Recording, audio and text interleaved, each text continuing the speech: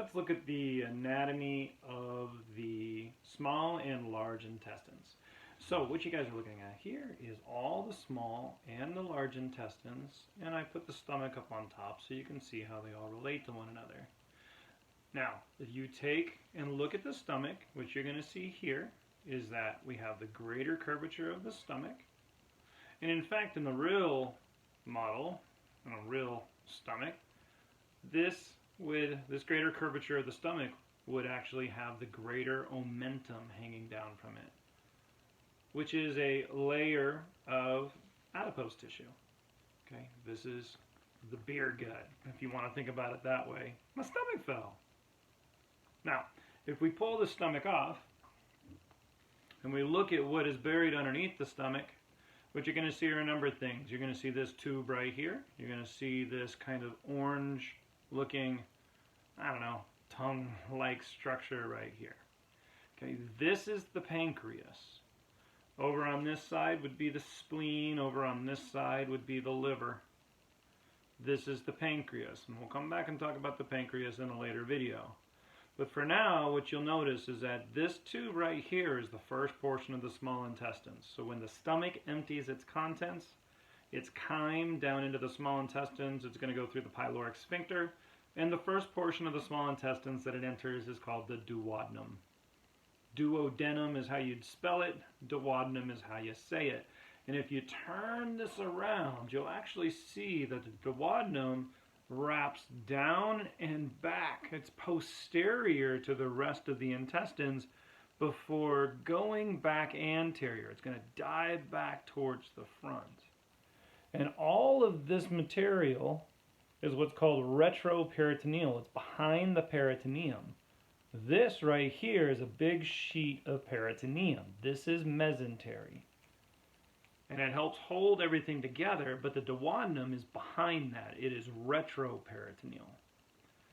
So now when we take and flip this around, we can actually look at how this would come out. This is the portion of the large intestines.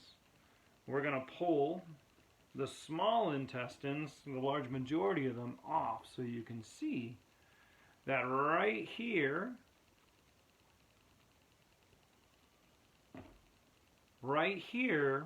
is the duodenum. And this duodenum is cut open so you can see all the big folds called plica circularis. Plica circularis is singular, plicae circularis is plural. And this wraps around and then ends up coming back out where it joins the next section of the small intestines. Where it joins the next section of the small intestines, which is called the jejunum. Okay, and the jejunum wraps around and it folds down deep, and it's kind of all held together by even more mesentery. And by the time that it gets down here to the lower portion of the small intestines, it's hard to see with this model, it turns into the ileum.